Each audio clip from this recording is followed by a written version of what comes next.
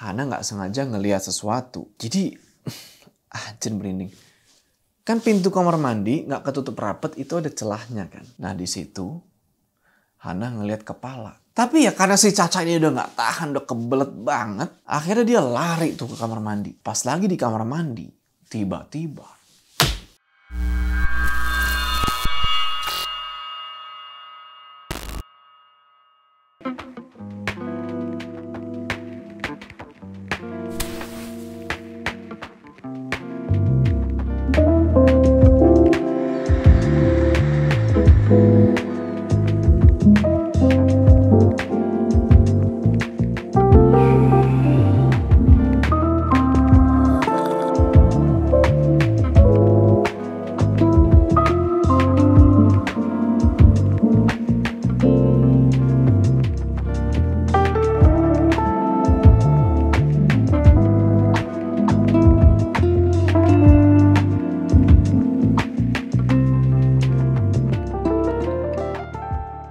warga malam, pernah nggak kalian ngerasain tinggal bareng temen di satu tempat yang baru? Tapi tiap malam itu malah kayak lagi digangguin sama yang lain.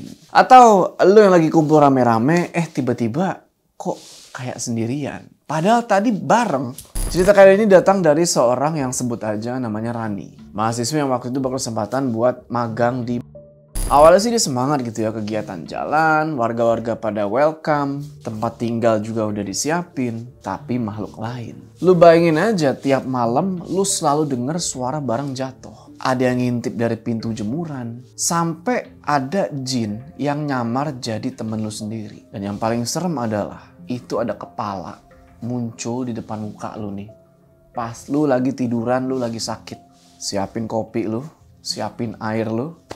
Kita bakal tonton ini sampai habis. Oke, welcome back to House Horror. Assalamualaikum warahmatullahi wabarakatuh. Dimana di segmen ini gue akan ceritain kisah-kisah horor dari kalian yang mungkin aja kejadian sama lu dan kejadian sama gue. Mode horror aktif.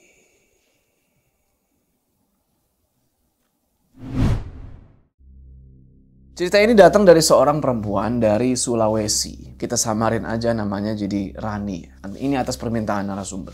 Tahun 2024 kemarin, Rani ini lagi ada di penghujung kuliahnya dia tuh di salah satu universitas lah. Jurusan ilmu komunikasi. Nah, waktu itu dia ikut program magang dari Kemendikbud. Ya, lu mungkin tau lah yang magang dan studi independen bersertifikat. Dan dari program itulah akhirnya Rani berangkat ke Jawa Timur ke salah satu kota yang ada di sana. Tapi dia nggak sendirian. Dia bareng sama dua temennya tuh. Sebut aja Intan sama Sari. Mereka satu jurusan, satu kelas, bahkan bisa dibilang udah deket banget lah. Oh ya, sedikit catatan dari Rani. Semua nama, lokasi, termasuk kampus dan desanya udah kita samarin nih guys. Untuk menghindari hal-hal yang nggak diinginkan. Nah, tanggal 29 Februari 2024 berangkatlah mereka nih dari Sulawesi menuju ke Jawa Timur. Semua perlengkapan udah siap. Mereka juga nggak ada feeling yang aneh-aneh. Mereka happy-happy aja tuh. Ya niatnya kan cuma magang, dapat ilmu, sekalian jalan-jalan tuh di kota orang. Singkat cerita, terbanglah nih naik pesawat kan dan mendarat di Surabaya tuh, di Bandara Internasional Juanda. Semuanya masih normal-normal aja. Nggak ada yang aneh-aneh, nggak ada firasat apa-apa. Tapi yang namanya orang dari Sulawesi, terus main ke Jawa Timur gitu kan, biasanya ada terjadi perbedaan culture atau apa gitu kan. Jadi si Rani ini masih coba buat adaptasi.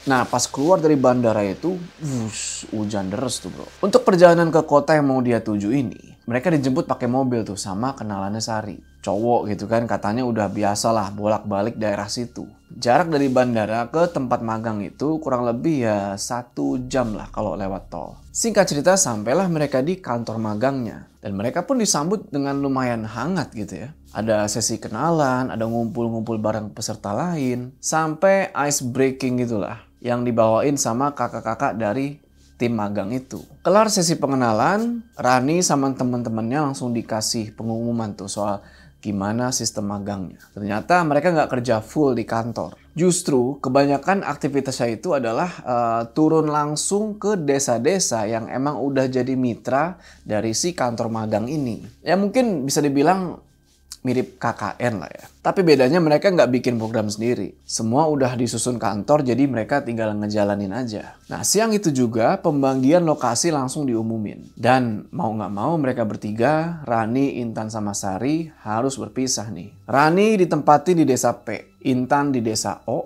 sementara Sari di desa B. Mereka dijemput tuh satu persatu sama orang lapangan. Termasuk Rani yang dijemput sama salah satu staf lokal. Sebut aja namanya Mas Anto. Ya awalnya si Rani pikir kalau dia bakal bareng terus nih sama Intan dan Sari. Tapi ternyata mereka dipisah-pisah. Dan itu jadi pertama kalinya Rani ngerasa sendirian di tempat yang dia nggak kenal sama sekali. Jadi warga malam, desa tempat si Sari mau magang ini katanya desa binaan gitulah. Desanya tuh kecil, tenang, jauh dari pusat kota. Di sini Rani jujur aja dia nggak tahu apakah mesti excited, apa mesti takut, apa gimana. Setelah pisah sama Intan dan Sari, Rani akhirnya ketemu nih sama 5 teman magangnya yang lain. Dan mereka semua dari kampus yang beda-beda tuh.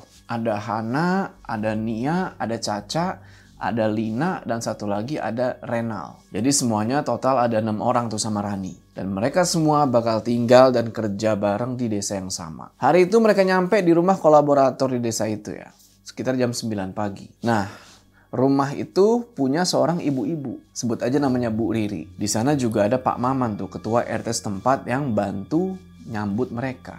Selesai berkenalan, istirahatlah mereka kan. Mereka beberes dan mereka langsung dikasih unjuk kamar buat mereka tidurin. Kamar yang bisa dibilang lumayan besar lah. Malam itu mereka semua nginep dulu nih di rumah Bu Riri, baru rencananya besok mereka pindah ke kontrakan. Nah, jadi ceritanya gini warga malam. Kontrakan tempat anak-anak magang itu biasanya letaknya nggak jauh dari rumah kolaborator Bu Riri ini. Dan meskipun rumahnya Bu Riri lumayan gede gitu ya, cukup buat mereka berenam. Tapi dari dulu udah jadi kebiasaan kalau yang cewek-cewek itu dipindah ke kontrakan itu. Jadi yang laki sama yang cewek itu nggak bisa satu kontrakan, satu rumah. Dan karena Renal cuma satu-satunya cowok di situ, tinggallah dia tuh di rumahnya Bu Riri. Ya udahlah, besok mereka dijadwalkan tuh buat ngecek kontrakan itu bareng-bareng. Tapi malam itu, sekitar jam 1 dini hari, rumah udah gelap tuh. Cuma sisa cahaya lampu dari dapur yang masih nyala. Yang lain juga udah tidur.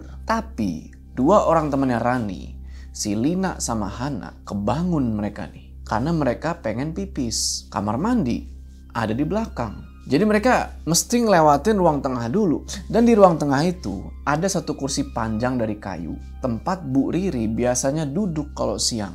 Nah, begitu mereka jalan pelan-pelan, mata si Lina langsung tertuju ke kursi itu. Dan di situ dia ngeliat ada orang lagi duduk diem, tegak, kaku, cuma nunduk aja tuh, gak ngapa-ngapain. Nah, mereka nggak bisa mastiin apakah itu siapa, Bu Riri atau bukan. Tapi kayaknya bukan Bu Riri. Hana ikut nengok nih ke situ kan, set. Dan mereka tuh langsung kayak merinding. Dan mereka yakin betul sekarang kalau itu bukan Bu Riri. Mukanya itu nggak kelihatan jelas, dan karena waktu itu malam-malam, lampu mati, siluetnya terlalu gelap buat ngelihat siapa itu sebenarnya. Tapi kalaupun itu Bu Riri, ngapain dia duduk di situ, nunduk, gelap-gelap sendirian? Nggak pakai ngomong apa-apa, Lina sama Hana langsung balik badan tuh.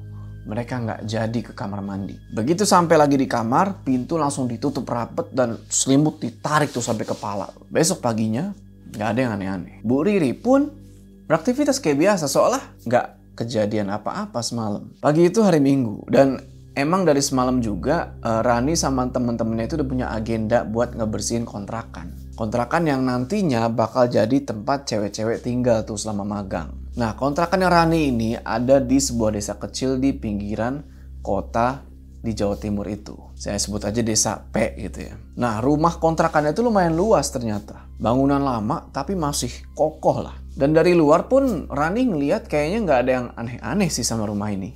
Cuma nggak tahu deh. Nah, sebelum masuk ke kontrakan itu, mereka mampir dulu tuh ke rumah pemilik aslinya. Ibu-ibu yang tinggal tepat di belakang kontrakan itu. Namanya Bu Nur atau biasa dipanggil Mak Nur. Nah, Bu Nur ini adalah guru PAUD dan suaminya adalah adik dari almarhum suaminya Bu Riri. Jadi hubungan keluarganya masih deket lah warga malam. Pas ketemu, Bu Nur ini langsung nyapa, ramah gitu ya orangnya. Dan setelah ngobrol panjang lebar, diajaklah nih si Rani sama temen-temennya buat masuk ke dalam kontrakan. Begitu pintu dibuka,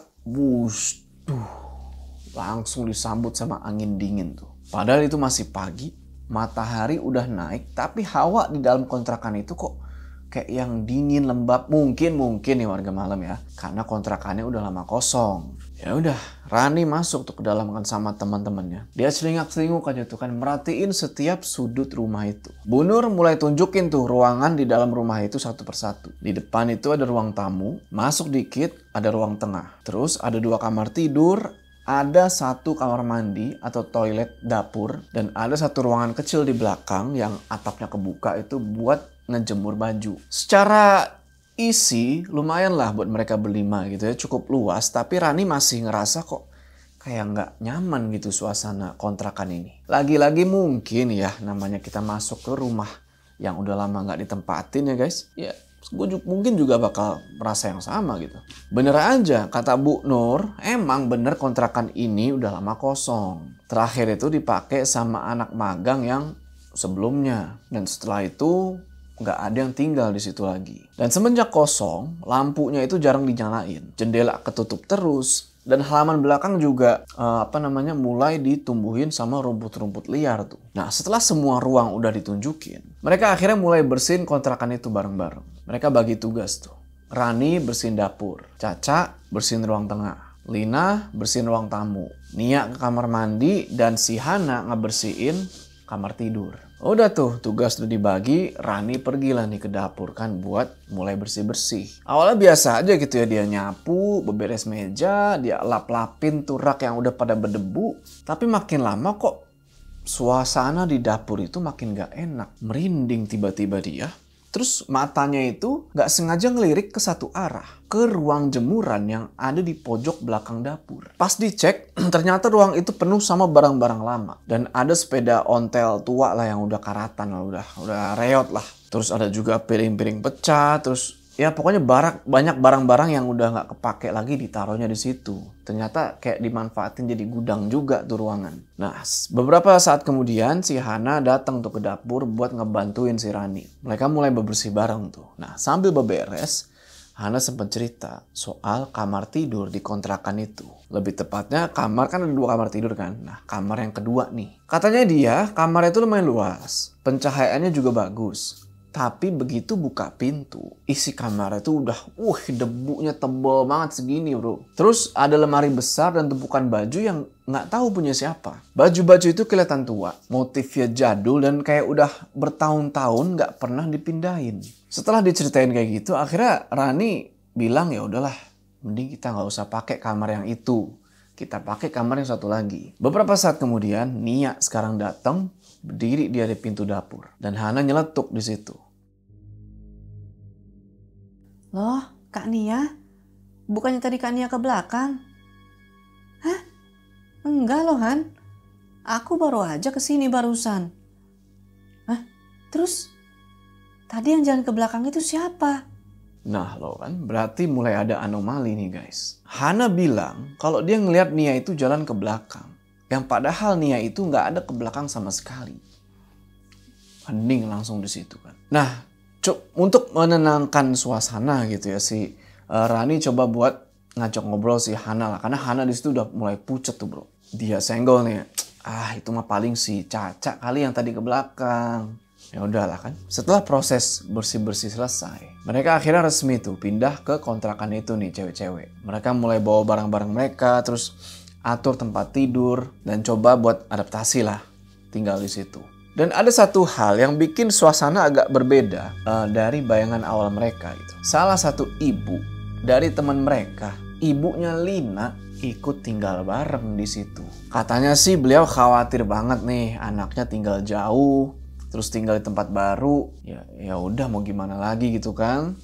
Akhirnya teman-teman yang lain pun setuju, nggak apa-apa ya udah ibunya Lina tinggal bareng sama kita. Karena mereka pikir toh kalau banyak orang makin rame, makin aman. Mudah-mudahan sih begitu, warga malam. Awalnya semua berjalan normal, nggak ada gangguan aneh, nggak ada suara-suara misterius. Tapi ternyata itu cuma sebentar. Karena beberapa minggu kemudian, mulailah teror itu datang. Setiap malam, anak-anak yang masih belum tidur gitu ya. Mereka bilang kalau mereka itu mulai ngedengar suara-suara aneh. Kadang dari kamar kosong itu yang mereka nggak tempatin. Kadang dari arah dapur, kadang dari belakang deket jemuran. Dan yang bikin merinding, rumah itu ternyata punya layout yang lumayan rumit. Gue coba jelasin ya sebisa gue gitu. Jadi di depan tuh ada ruang tamu kan ya, yang posisinya itu kayak melebar. Nah di bagian tengah rumah itu ada lemari besar yang nutupin sebagian area. 2 kamar tidur itu ada di pojok. Dan di sisi lainnya itu ada toilet yang ngadep langsung ke arah dapur. Nah lantai dapurnya sendiri itu masih tanah padat bro. Nggak ada lantai, nggak ada apa.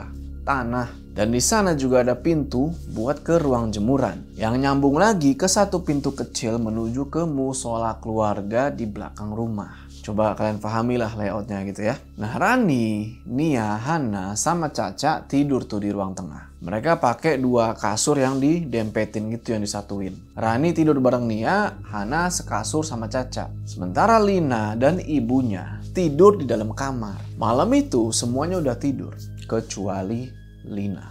Kamar semuanya udah gelap tuh. Sisa cahaya dari lampu dapur. Malam itu Lina cerita, tiba-tiba dia ngedenger suara air mengalir. Kayak ada suara orang mandi dari belakang. Akhirnya Lina bangun dan coba buat mastiin itu siapa yang mandi malam-malam. Dia lihat ke ruang tengah, semua temennya udah pada tidur. Termasuk ibunya tuh yang udah pules dari tadi. Di situ dia ngerasa aneh. Loh, kalau semuanya udah pada tidur, terus siapa warga malam yang di kamar mandi itu? Tapi Lina nggak berani ngecek ke belakang. Dia akhirnya tiduran lagi, dia tarik tuh selimut. Singkat cerita, beberapa minggu setelah kejadian itu, Rani, Nia, Caca, dan Hana lagi duduk santai tuh di ruang tamu malam-malam. Ngobrol-ngobrol gitu ya, ngalor ngidul kayak biasa gitu ya, nunggu jam tidur. Nah, malam itu Lina bilang kalau dia mau ngambil anduk dari ruang jemuran tuh di belakang. Sebenarnya dia udah ditawarin nih buat ditemenin atau dianterin sama teman-teman yang lain. Tapi dia nolak dan milih buat sendiri aja tuh ke belakangnya. Tak,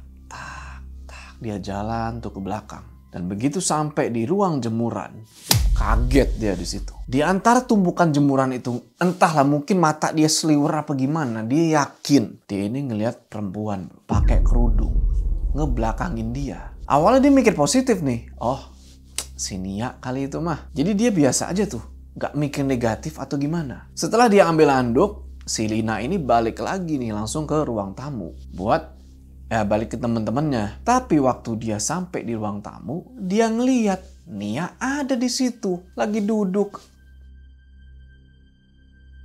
Loh, Nia? Aku pikir kamu di belakang tadi, di tempat jemuran. Hah? Enggak, Lin. Aku di sini kok, baru aja duduk. Tadi habis dari depan sebentar. Terus tadi yang ke belakang siapa? Gak ada yang ke belakang loh, Lin. Cuma kamu sendiri aja. Kamu salah lihat kali. Tahu, Lin.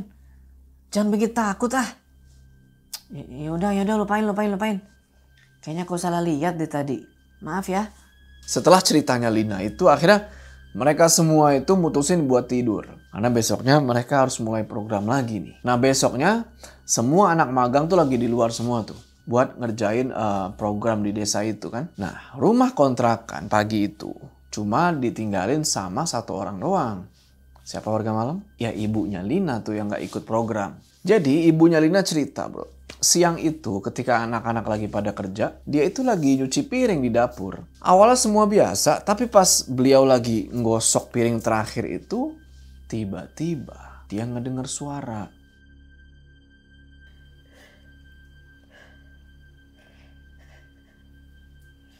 Itu suara nangis bro. Pelan tapi jelas. Sumber suaranya itu dari arah kamar kosong. Yang dari awal emang gak pernah dipakai tidur sama siapa-siapa. Pokoknya nangisnya itu kayak yang sedih banget gitu. Kayak sambil kayak sesungguhkan gitu. Nah di sini ibunya Lina langsung kayak berhenti nyuci piring. Dan dia coba fokusin suara itu baik-baik. Bener, dia gak salah dengar. Suara itu masih ada. Wah di sini ibunya Lina mikir udah gak beres nih kan. Takut dia. Akhirnya dia mutusin buat ngungsi bro ke rumah tetangga. Nungguin anak-anak pada pulang. Tapi setelah anak-anak pulang, Bu Lina ini milih buat gak cerita ke mereka. apa yang udah beliau alami tadi siang. Singkat cerita, beberapa hari setelah itu kejadian-kejadian aneh itu terjadi lagi. Waktu itu rumah lagi kosong juga. Anak-anak magang masih pada kerja tuh di luar. Dan ibunya Lina lagi duduk santai tuh di depan pintu kamar. Nah, nggak sengaja beliau nengok nih ke arah lorong antara kamar mandi sama dapur. Di situ dia ngeliat ada sosok kakek-kakek lagi jalan. Pelan-pelan tuh ngarah dari kamar mandi ke dapur. Beberapa hari kemudian, sosok yang sama muncul lagi. Tapi kali ini lebih jelas warga malam. Jadi kakek itu nggak pakai baju. Cuma sarungan doang, pakai sarung lusuh. Dan dia jalan bolak-balik di atas kasur tempat Caca, Rani, Nia, sama Hana tidur. Karena udah gak tahan lagi bro. Udah ini benar-benar kejanggalan yang luar biasa. Akhirnya ibunya Lina mutusin buat cerita tuh ke anak-anak. Dan mereka semua yang gak denger itu sontak jadi pada takut tuh. Tapi mereka berusaha buat mikir positif. Apalagi ya sebagian dari mereka kan belum mengalami yang aneh-aneh di situ. Nah, malam harinya udah sebagian udah pada tidur tuh. Tapi Hana sama Caca masih melek. Lagi ngobrol lah sambil selonjoran di kasur. Kasur mereka itu posisinya langsung ngadep ke arah pintu kamar mandi. Dan dari situ Hana nggak sengaja ngelihat sesuatu. Jadi anjir merinding. Kan pintu kamar mandi nggak ketutup rapet itu ada celahnya kan. Nah di situ Hana ngelihat kepala. Kepala ngintip dari celah pintu kamar mandi itu. Mukanya nggak kelihatan jelas, tapi bentuknya jelas banget. Kayak bener kayak orang lagi nyari celah buat ngintip gitu loh. Hana langsung kayak, deng. Langsung diem gitu, kaku badannya langsung. Tapi dia nggak cerita ke si Caca di situ. Nah, malam-malam setelahnya, akhirnya satu persatu dari mereka mulai mengalami kejadian-kejadian yang nggak masuk akal. Jadi malam itu mereka lagi seru-seruan nih nonton film horor gitulah. Tapi di tengah-tengah film si Caca ngedengar dari dapur itu kumpang. Kayak ada benda jatuh. Refleks dia langsung berdiri dan pergi tuh ke belakang. Tapi pas nyampe sana ternyata nggak ada apa-apa. Beberapa malam setelahnya Caca kebangun sendirian karena dia kebelet pipis tuh. Di sini dia nggak enak mau ngebangunin temennya gitu ya, mau minta temenin nggak enak dia. Soalnya kelihatannya udah pada capek. Udah pada tidur pulas. Ya udah akhirnya dia pergi ke kamar mandi sendirian malam itu. Tapi baru sampai lorong dapur, tiba-tiba dia ngedengar suara langkah kaki diseret bro dari arah belakang. Srek, srek, srek. Tapi ya karena si Caca ini udah nggak tahan, udah kebelet banget, akhirnya dia lari tuh ke kamar mandi. Pas lagi di kamar mandi, tiba-tiba itu di atap toilet itu kayak ada entah kelapa atau apa itu kayak jatuh. Suaranya lumayan kenceng tuh bro. Dan Caca jadi makin was-was di situ. Setelah selesai kencing, pergi langsung balik dia ke kasurnya. Coba buat tidur lagi. Nah singkat cerita, waktu berlalu nih.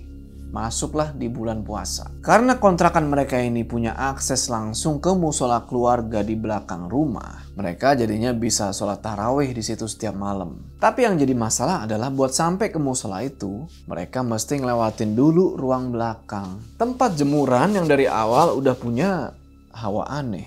Dan setiap kali lewat situ, si Caca selalu ngelirik ke satu titik. Dan hampir setiap malam, dia ngeliat bayangan putih. Singkat cerita, semua terus berjalan masih dengan gangguan-gangguan yang mereka alami dari awal datang ke kontrakan itu. Sampai akhirnya tiba di hari si Rani ini haid bro, datang bulan. Dan nggak tahu kenapa kali ini haidnya itu nggak biasa. Darahnya banyak banget keluarnya bro. Sampai bikin perut dia itu sakit banget. Saking sakitnya, dia itu sampai gak bisa bangun. Badannya lemes, palanya berat. Yang dia lakuin tuh cuma tiduran aja tuh seharian. Ya karena kesian gitu kan. Akhirnya teman-temannya jagain, ngasih makan. Terus sekalian dicek juga nih kondisinya. Nah malam itu pas semua lagi taraweh gitu ya di musola belakang, otomatis tinggal Rani sendirian di kontrakan itu kan. Dia tiduran nih di atas kasur yang ngadep langsung ke arah pintu dapur. Awalnya biasa aja tuh warga malam. Gak ada apa-apa dan dia juga gak mikir yang aneh-aneh. Nah di sini dia posisinya dia buka mata kayak merem lagi, buka mata lagi, merem lagi. Sampai di satu momen pas dia merem, buka mata lagi, dia ngelihat sesuatu. Kepala bro muncul di dekat pintu dapur dan dia itu kayak ngintip. Udah dari situ Rani langsung tarik selimut, dia istighfar, dia doa tuh dalam hati. Sampai akhirnya teman-teman pada datang dan ngeliat tuh si Rani udah ditutupin semua pakai selimut dari kaki sampai kepala. Sontak si Lina panik gitu kan, nanyain. Rani, kamu gak apa-apa kan? Alhamdulillah kalian datang. Tadi aku lihat kepala ngintip di dapur. Makanya aku selimutin nih semua. Waduh, penampakan itu lagi ya? Ini sebenarnya kenapa sih? Sudah.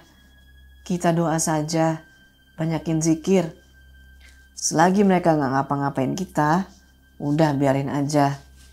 Nah, dengar omongan ibunya Lina, mereka rasa ya ada benernya juga gitu loh. Ya udahlah, akhirnya mereka doa-doa aja tuh kan. Mudah-mudahan mereka nggak ngelihat yang kayak gituan lagi. Besoknya, wah belum selesai tuh haidnya Rani warga malam. Justru malah makin kacau. Gue nggak tahu ya perempuan bisa haid separah ini apa gimana gitu ya. Tapi darahnya tuh makin keluar banyak sampai bau darahnya itu nyebar ke seluruh ruangan, bro. Bayangin. Bahkan Nia sampai bilang kalau dia nggak kuat nih sama bau darahnya. Dan juga malam harinya itu gangguan kok jadi makin parah. Ada suara langkah tuh di lorong. Tak. Di dapur tiba-tiba perang padahal nggak ada orang. Terus masuk tengah malam di kamar yang mereka nggak tempatin itu kedengeran lagi suara nangis. Berarti bener tuh apa yang dibilang ibu Celina. Pokoknya suasana kontrakan itu jadi makin berat. Nggak ada yang bisa tidur tenang. Dan semuanya mulai sadar kalau ada sesuatu yang mungkin nggak suka kalau mereka tinggal di situ. Tapi mereka berusaha buat biasa aja. Dan ya menjalankan aktivitas kayak biasa. Mereka mikir, ya udahlah toh kita emang hidup berdampingan sama yang gak kasat mata. Jadi ya harusnya normal-normal aja ya, paling diganggu-ganggu sedikit gitu kan. Entahlah, mungkin ini omongan buat menghibur diri sendiri aja gitu loh. Dan kejadian di kontrakan itu, belum ada tetangga atau orang lain pun yang tahu selain yang mereka-mereka yang di kontrakan itu aja. Nah, singkat cerita, karena mereka udah nganggep itu hal yang biasa, si Rani ajakin lagi tuh temen-temennya nonton film horor lagi di ruang tamu. Bayangin, kontrakan udah angker, ditambahin nonton film horor lagi di situ, abis. Pada kesuges tuh anak-anak. Nonton lewat laptop tuh. Laptop taruh di lantai, di deket dinding pintu kamar tempat Lina sama ibunya Lina. Lampu dimatiin kan, biar makin serem. Sisa lampu ruang tamu aja tuh yang masih nyala, redup-redup. Waktu film mulai, semua masih pada fokus tuh. Duduk, diem tuh, gak ada yang ngomong. Semuanya lagi pada fokus di layar, tapi si Rani nggak tahu kenapa dia malah kedistrak, bro. Sama kamar kedua yang mereka nggak pernah tempatin itu. Dan di situ dia yakin banget dia ngelihat ada perempuan di kamar itu. Cuma berdiri aja, diem, nggak bergerak, dan kayak ngamatin mereka dari balik pintu itu. Rani nggak langsung ngomong nih ke teman-temannya kan, tapi begitu dia ngelihat ke Lina, ternyata Lina juga lagi ngeliatin ke kamar itu. Positif, Lina juga ngeliat sosok itu. Pokoknya makin hari gangguan itu makin sering sampai akhirnya Nia mulai cerita nih ke sepupunya soal apa yang udah terjadi di kontrakan itu. Dari suara langkah, suara tangisan, bayangan, kepala yang suka ngintip, semuanya diceritain. Sepupunya dengerin tuh serius banget. Akhirnya dia ngasih solusi lah gitu kan. Dia bilang kalau pamannya yang paham soal begitu-begituan bakal dia tanyain. Nah, setelah diceritain ke pamannya si sepupunya ini, pamannya bilang kalau dia bakal coba doain rumah itu dari jauh. Lewat telepon. Coba buat mungkin meredam ya aura-aura negatif di rumah itulah. Tapi di sisi lain, ibunya Lina ternyata punya inisiatif sendiri. Beliau bilang dia habis ngontek kakeknya nih. Dan disaranin buat nyajiin kopi yang dicampur kapu barus buat penunggu rumah itu. Setan dikasih kopi, bro.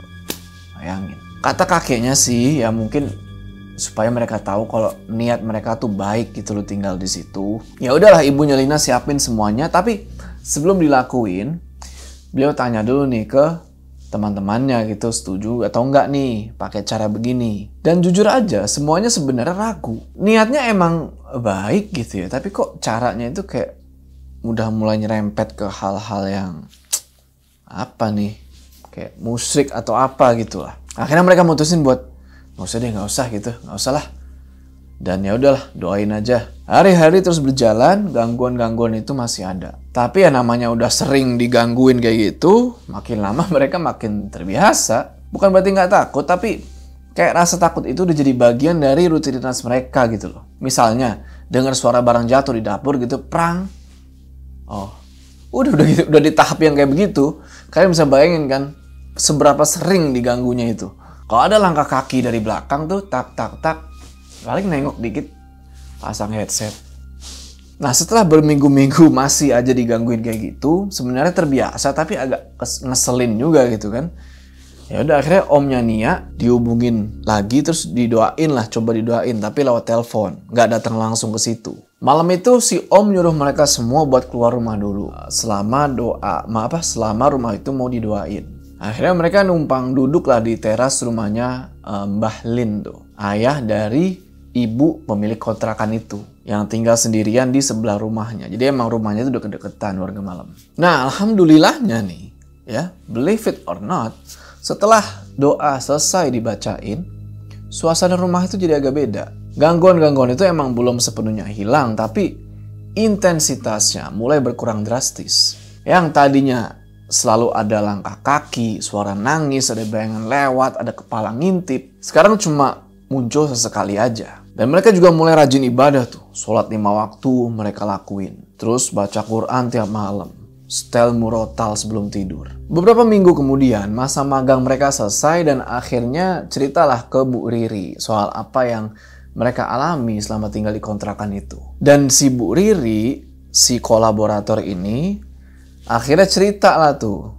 Ternyata sebelumnya dia tahan nih. Katanya anak-anak magang yang sebelumnya pun juga digangguin pas tinggal di rumah kontrakan itu. Sampai-sampai mereka ini nggak ada yang berani tidur di kamar atau ruang tengah. Semuanya milih numpuk kasur di ruang tamu, udah tuh tidur bareng-bareng di situ. Makanya pas pertama kali Rani dan teman-temannya bersihin ruangan-ruangan itu emang bener-bener kotor parah. Karena emang ya udah lama nggak dihuni dan nggak ada yang bersihin tempat itu. Gak lama setelah dengar cerita itu, omnya Nia ngabarin lagi nih lewat telepon.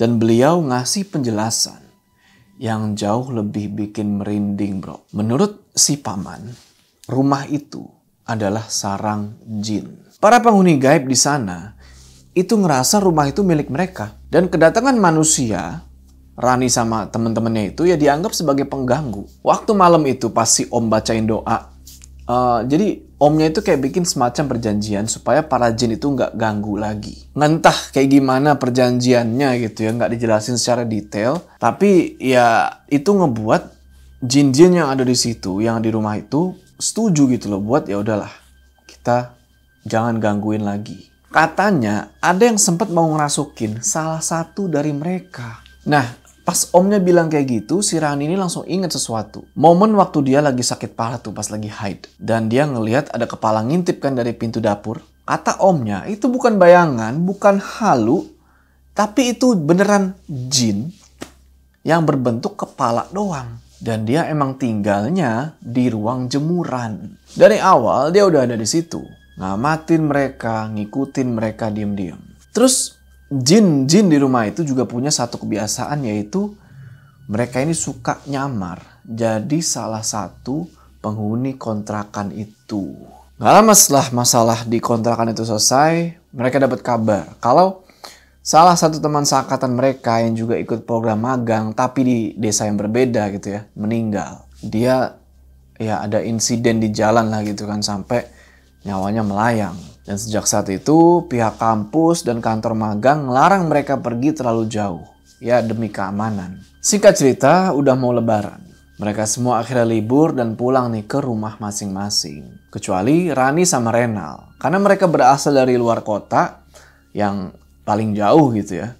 Rani akhirnya ikut mudik tuh ke Jombang, ke rumahnya Caca. Dan pas Nia balik lagi ke kota yang Rani samperin buat magang itu, dia sempat minta didoain ulang tuh ke Pak Leknya gitu, ke pamannya gitu loh. Nah, di rumah Pak Leknya atau pamannya itu, beliau ngasih tahu lagi kalau di kontrakan itu banyak banget penghuninya. Mulai dari yang kecil sampai yang gede. Dan yang paling sering itu, kepala perempuan di belakang jemuran. Katanya semua penghuni itu berasal dari kebun dan sawah di belakang rumah. Dan karena waktu itu hujan deras terus, mereka numpang neduh lah istilahnya di rumah itu. Akhirnya Nia dikasih lagi tuh air doa. Dan dia taruh tuh di bak mandi kontrakan. Nia nggak bilang-bilang tuh ke yang lain. Jadi otomatis air itu dipakai sama semua orang. Setelah hari itu kontrakan jadi lebih tenang dan gangguannya emang masih ada. Tapi udah nggak sesering dan separah sebelumnya. Dan pelan-pelan ya mereka udah mulai berdamai lah sama penghuni gaib kontrakan itu. Oke warga malam, kayak gitu tadi ceritanya ya. Kadang emang bukan soal kita yang tinggal di rumah itu, tapi rumah itu yang ngerasa kita itu numpang. Dan kalau gangguan itu terus-terusan ada, pelan-pelan itu emang bakal jadi kebiasaan gitu, jadi rutinitas, jadi kayak bagian dari kehidupan kita sehari-hari. Coba kalian pikir deh, apa mereka bener-bener berhenti digangguin? Atau sebenarnya mereka ini cuma lagi nunggu? Gimana kalau dari awal yang ngeliatin lu dari balik pintu itu sebenarnya bukan mereka, tapi salah satu dari temennya Rani tadi yang udah digantiin. Terima kasih buat kalian yang udah nonton cerita ini sampai habis. Gua si kepala desa bilang jangan lupa kalian like video ini dan bagi belum subscribe, ayo subscribe sekarang ke channel ini. Dan jangan lupa share cerita ini ke teman kalian yang ngekos atau ngontrak. Jangan-jangan mereka lagi diliatin juga. See you in the next story.